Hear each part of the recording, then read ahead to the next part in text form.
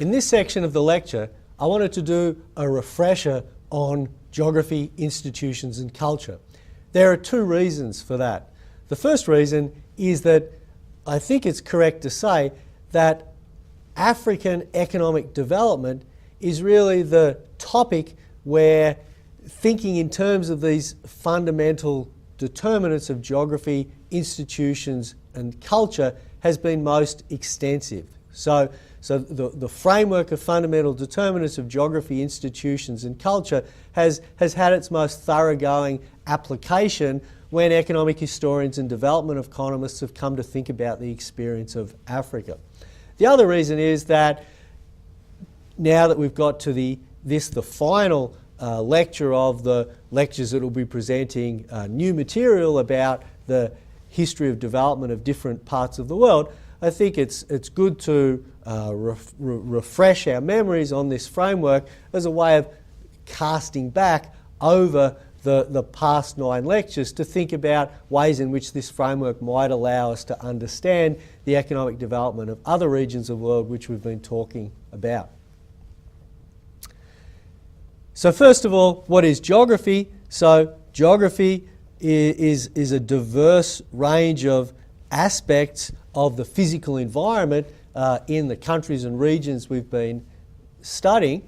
So it could include the quality of natural resources, quality of soil, the volume, type of mineral resources, the availability and quality of water, climate, disease environment, the size of landmass, distance from main trading partners, access to port facilities, so whether you're landlocked or on the coast, and susceptibility to natural disasters.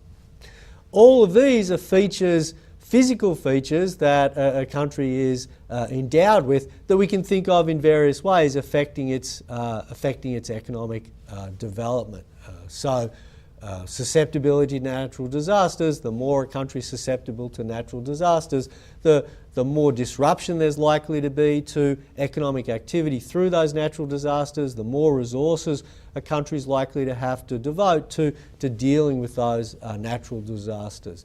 At the top of the list, quality of natural resources is a topic that's recurred during the course, that countries that have had high soil quality, that are productive agriculturally, that provides, because of the importance of income or productivity in the agricultural sector for financing the initial stages of industrialisation, that can be important determinant of economic development. That a country's mineral resources can be important directly in determining a country's wealth, but also can be an important input into the extent to which a country is able to industrialise rapidly. So we've seen throughout the course a variety of ways in which geography feeds into economic development.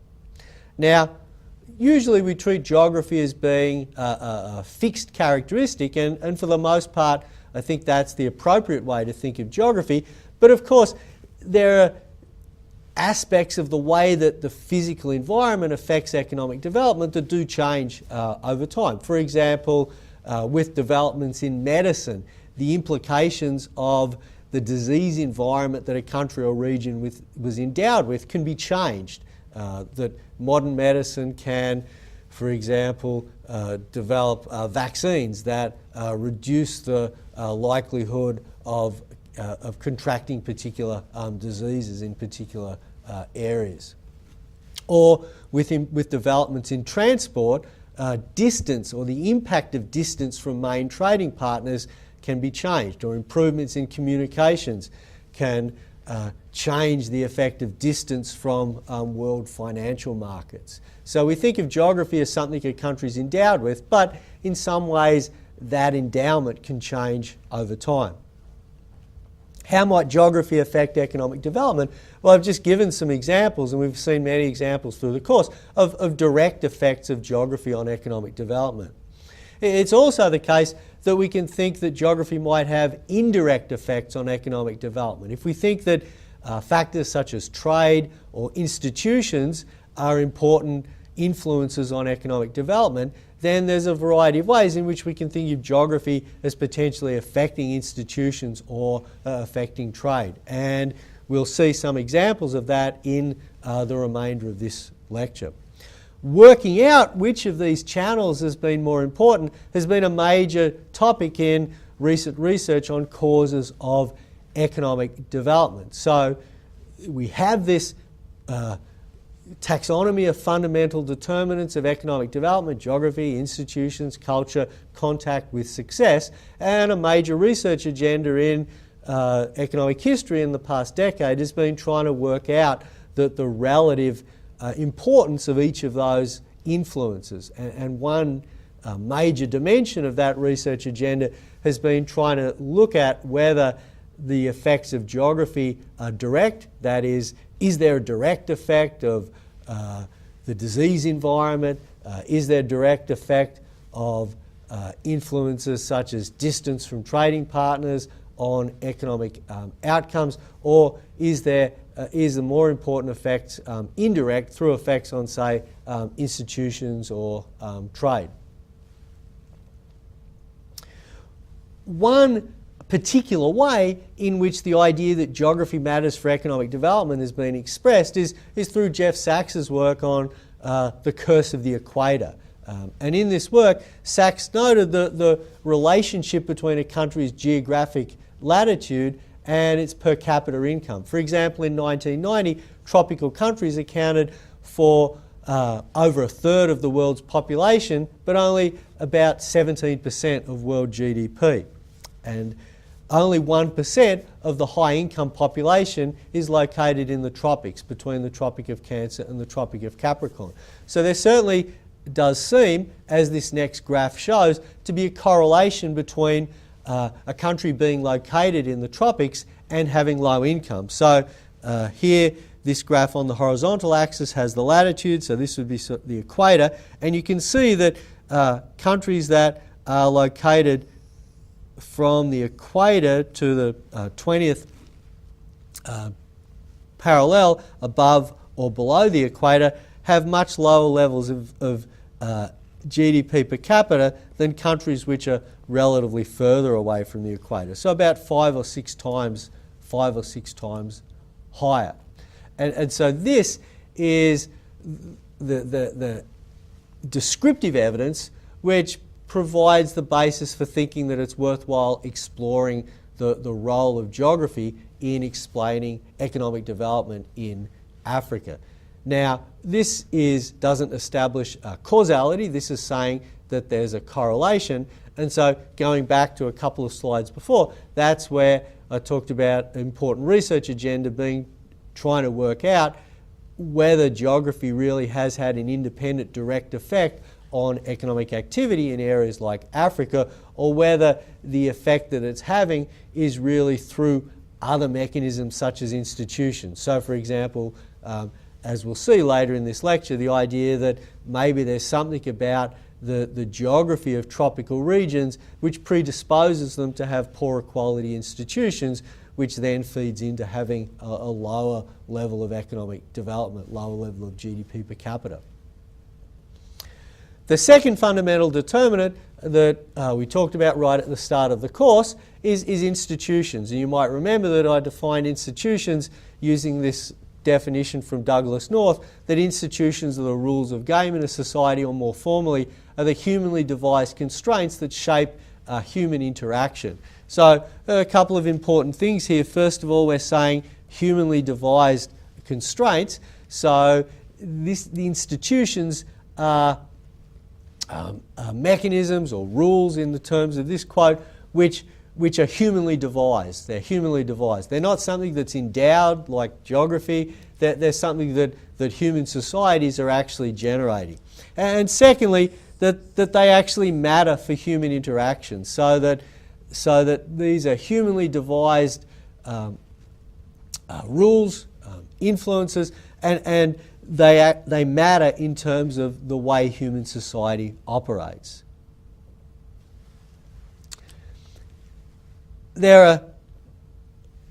It's common to distinguish between two types of institutions: formal institutions, which we'd usually think of as being written down in some way. For example, a constitution which specifies a country's system of government, laws which might, say, specify property rights, and economic policies which, say, determine or specify the openness to international trade. There's also what we think of as informal institutions, so conventions or norms of behaviour. So these are humanly devised constraints and they shape behaviour, but they're not written down anywhere. And that's what we usually refer to as conventions or norms. An example would be marriage conventions, where in a society it might not be written down in law, but it might be accepted that particular classes don't intermarry. This category of informal institutions is what I think of as being culture. So even though we're going to break culture out as a separate factor because of its importance, you can think of, I think, culture as fitting within the general rubric of institutions. Now, we've said that institutions are humanly devised constraints that shape behaviour. So the question arises of, well, how is it that they shape behaviour? Why is it that people feel that they have to follow these formal institutions or laws? Why is it that they follow these conventions and norms? And the answer is that we think of there being sanctions imposed when individuals in a society don't abide by the way that the institutions are trying to shape human behaviour. So, for example, with formal institutions, we'd think of there being formal sanctions imposed through the legal system, a country's formal legal system, if someone doesn't allow their behaviour to be shaped by the laws of the country. So, if there are commercial laws governing the way that you're supposed to enter into a commercial transaction with someone else, and you violate those laws, then there's a court process in most countries which would bring you to account for having violated the provisions of the law governing the way commercial transactions are supposed to take place. With culture or conventions and norms, there we think of there being sanctions that are imposed informally. So, for example, if there's a convention that says two classes shouldn't marry and two people from those classes do marry, then we might think of there being some stigma effect where in some way they're ostracised from society and not allowed to engage fully with society in some ways. Now, if we just focus on formal institutions, it's usual to break up formal institutions into particular types of institutions. So we have political institutions, which are established the structure of governance, for example, a system of government in a country, and economic institutions which are about regulating economic activity. It's common to distinguish between property rights institutions. Property rights institutions are institutions which are about setting the amount of security and property rights that will exist in a society. So, for example, they might set out to constrain expropriation by the government and an elite. So property right institutions determine the security of property rights in a country or society. Contracting institutions are institutions which specify the constraints that will exist on the way that individuals in a society can trade or contract with each other. And so generally those will be specified in a way that tries to support private contracting, that makes it easier for members of a society or businesses in an economy to trade with each other. There's also the idea of a policy. So usually I think of policy as fitting in underneath institutions in a way. Now, policy you could define as being an example of an institution in the sense that policy, for example, to do with international trade, we could have an international trade policy that specifies the amount of protection that we're going to give to our own producers against imports. And that's obviously a humanly devised constraint that's shaping human behaviour. So policy is a type of institution, but I think it's useful to distinguish policy from the higher level institutions that we'd usually think of as existing in a society. So we tend to think of institutions like the Constitution or many types of laws governing, for example, security of property rights as evolving relatively slowly.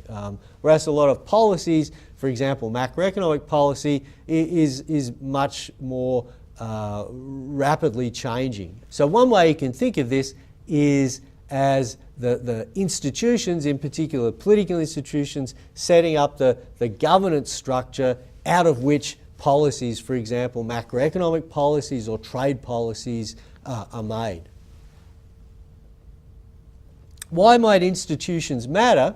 We've talked about ways in which geography might matter, that there might be direct effects of geography through, for example, the disease environment, through, for example, the amount of resources that a country has, or it might matter indirectly by influencing the type of institutions a country has. Why might institutions matter? Well, there's a variety of ways in which institutions can affect economic activity. First of all, they can affect the incentive to invest. So an investment involves an upfront cost in order to earn a return in the future. So for example, you establish a business, it costs you money to establish that business, and you pay that upfront cost in the expectation that you're going to earn a return in the future, that you set up the business, you can then start selling what the business produces to people, and so you earn a return that will pay off the initial investment. Now, because there's that time difference in making the payment versus earning the return, you want to be confident that you are going to retain ownership of this investment you've made or the business that you've set up, both at the time you make the investment and in the future when you're going to be earning the return. In fact, you'll only be prepared to make the investment if you have sufficient security that you're going to own the business at the time you make the investment and in the future when you get the return. Because if you think, well, look, I set up this business and if it turns out that it's profitable, someone in the government just comes along and takes it off me, then you won't set up the business in the first place, because in that case you're going to be paying the cost and not earning any of the return. So only when you feel sufficiently secure in your ownership of the business that you're going to be allowed to earn future returns will you actually make the investment. So the extent to which a country's institutions provide security of property rights or prevent expropriation of resources that are held by people in society, do we think that there's appropriate incentives for investment? And here's a quote from Tim Harford in his book, The Undercover Economist, a wonderful introduction to economics. There's no point in investing in a business because the government will not protect you against thieves. He's talking there about exactly the experience of African economies and why we observe low levels of investment there and hence low levels of economic development, because there isn't the security of property rights, which means that entrepreneurs can be confident that if they pay the upfront cost of setting up a business, they'll be allowed to earn the return on that. Another explanation is the incentive to trade. Good institutions can provide the incentive for buyers and sellers to agree to trade together. And there's two important points here. One is that we know that in modern developed economies, trade is absolutely critical. So in modern developed economies, we have a high level of specialisation in production. Each of us does only a tiny fraction or produces only a tiny fraction of the output that we actually want to consume. So we need to be buying the other goods and services that we want to consume that we're not producing ourselves from other producers in the economy. So a modern developed economy is built around trade. Now, the problem with trade is that an issue arises which is called the fundamental problem of exchange. And the fundamental problem of exchange is that in lots of cases exchange doesn't involve simultaneous trade. It involves one person giving an item to someone else at a particular time, and then that person, the other person, paying the original person at a different point in time.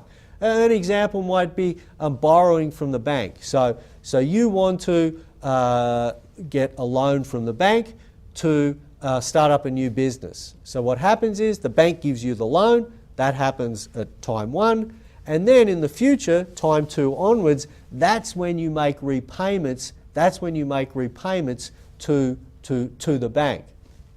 Or in some cases, a business wants to lease a premises or lease an item of capital from the owner of that asset. So they agree to enter into a lease contract. The item is given to them, and then in the future they have to make lease payments for the premises or for the item of capital. Now, that exchange is only going to take place if the bank or if the asset owner is confident that the person who they're giving the loan to or who they're leasing the item to is going to make the payments in the future. So the bank only gives you a loan if they're confident you're going to repay it. The owner of the premises only leases it to you if they're confident you're going to make the lease payments in the future. Now, guaranteeing that those transactions are actually carried out on both sides requires a system of commercial law to make sure that if the bank gives you a loan and you don't repay it, that the bank has some recourse against you through the formal legal system to try to get back its money, or that the owner of the premises who's rented to you to run your business has some recourse through the legal system to make sure you pay them for having rented their premises. So institutions can be really important in fostering trade by providing a commercial law or a contracting law system that gives both parties to transactions confident that the transaction will actually be carried out in the way that's planned. There are other ways in which institutions can matter as well. Appropriate institutions can make sure that allocation of resources in a society occurs in the way that's most appropriate for economic development. So we think that provision of public infrastructure is often very important for economic development. So, for example, education, roads, telecommunications, networks. And institutions, for example, a type of government, can be important in making sure that those public infrastructure assets are provided. The type of institutions we have also determine whether governments or the elites who control government are able to engage in what I've called here looting behaviour, essentially taking money from the country for their own private purposes. Institutions can also be important in promoting social cohesion and thereby reducing the disruption that can potentially be caused in a society where there's civil war or ongoing battles for political control. So a variety of ways in which institutions can affect economic development.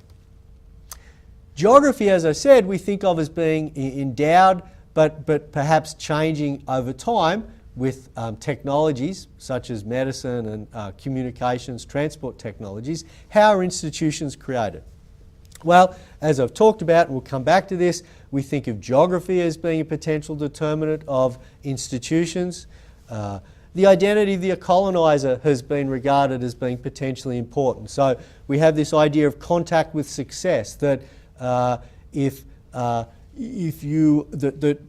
country who you are colonised by can have important influences on subsequent institutions, such as the type of legal system you have. So with different legal systems coming from different colonising countries, that means that the countries they colonise have ended up with different legal systems. The prevailing types of cultures in the country that colonised a country can also affect its type of institutions. Income and education levels are sometimes regarded as being an important determinant of economic development. So the modernisation hypothesis says that higher income causes, or higher education levels causes a country to be more likely to be democratic.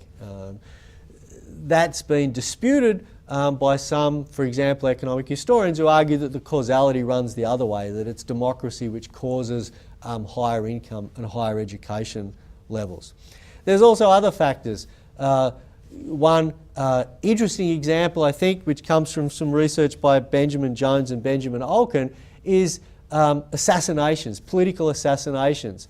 So they did a study of all attempted political assassinations from 1875 to 2004, and they found that an assassination which was successful, an assassination attempt that was successful, was 13% more likely to cause a change in government away from an autocrat than where the assassination attempt was against an autocrat was not successful. So events which may involve some chance, like assassinations, can also affect the type of institutions that a country has.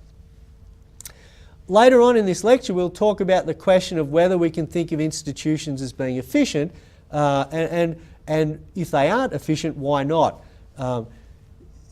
In some cases, we can think of institutions as being chosen or evolving chosen in order to achieve efficiency or evolving towards an efficient outcome.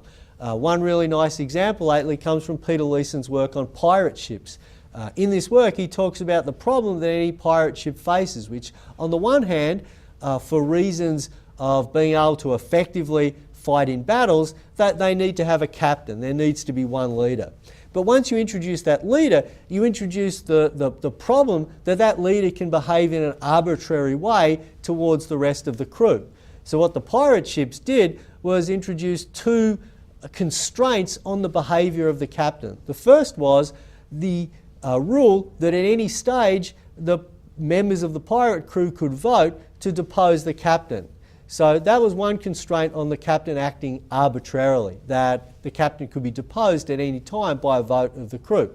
The other constraint was by reducing the activities on the ship for which the captain was responsible for, thereby reducing the scope for the captain to behave arbitrarily. So, for example, it was the quartermaster who was put in charge of distributing loot that was captured rather than the captain being put in charge of that. So in some cases we can think of the institutions we have as evolving to be efficient. This is a framework from Daron Acemoglu, Simon Johnson and James Robinson, who've been particularly influential in arguing the case for institutions in the past decade. And they've put this structure as a way of trying to understand the way institutions evolve in a society. So they think of there being political institutions and economic institutions. They think of political institutions affecting the formal or de jure amount of political power that different groups in a society have. They also think of there being a particular distribution of resources in society at any point in time which affects de facto political power. And they think of the combination of those two types of political power affecting economic institutions and economic performance.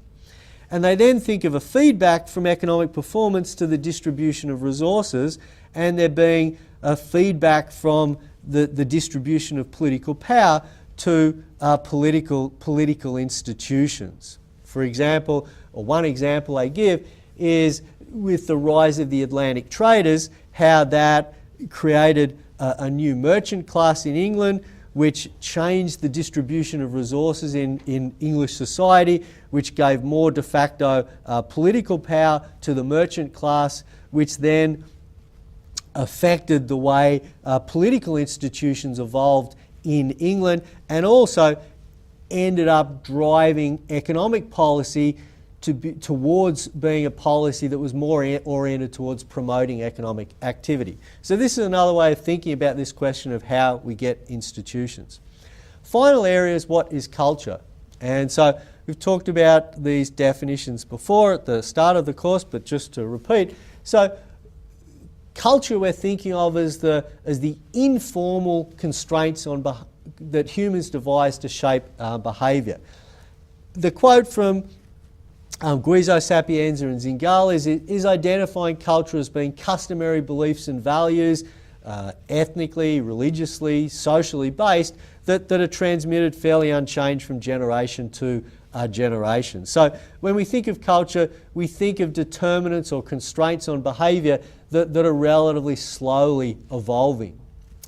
The quote from Nunn is, if you like, giving a rationale for why culture exists. It's saying there are decision-making circumstances where we don't have time to solve the problem in our head, to work through the way we think we should respond.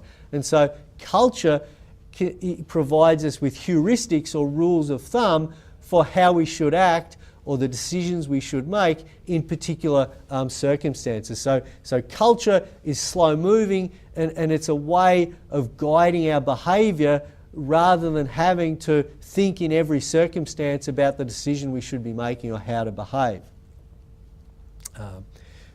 There are lots of examples of how culture influences behaviour that we can think about. In the start of the course, I talked about the example of parking fines for UN diplomats. Another study that's been particularly prominent is a study that looked at a game called the ultimatum game in 17 different societies. And this gets at the idea, which as I've got in the second dot point there, that if we think of culture as being identified with social or ethnic or religious groups, and if we think of it as something that's actually substantive in terms of shaping human behaviour, then what we should find is that different societies make different decisions when they're faced with the same situation. And so this was an experiment that a group of researchers did where they went out into 17 different traditional societies and got them to play a game called the ultimatum game. In the ultimatum game, a proposer makes an offer of a share of some amount of money, and there's another party who's designated as the responder who has to accept or reject that offer. If the responder accepts, both parties receive the amounts proposed by the proposer, whereas if the responder rejects, both parties receive a zero amount. And so this game, as I've said, was played in 17 traditional small-scale societies, 7 of which were in Africa. And what the study found was that, as you would want to observe if you think that there are different cultures associated with different societies that affect decision making, it was actually observed that there was quite a bit of variation in the share of what was being offered by the proposer across these societies. The average differed from about a quarter to over a half between the minimum and maximum amount in these 17 societies.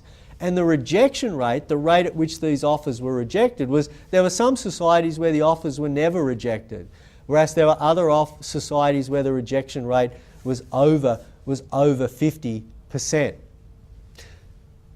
Now, what the researchers who did this study concluded was that the large variations across the different cultural groups suggest that preferences are affected by group-specific conditions such as institutions or cultural fairness norms. Because if you think about this ultimatum experiment, it's actually an experiment that's telling us something about the degree of cooperation or ideas of fairness within society, because there's you and another person in the game. If you're the proposer, you get to suggest how much of this resource you should share. So, for example, if you're trying to be completely fair, you might say 50-50.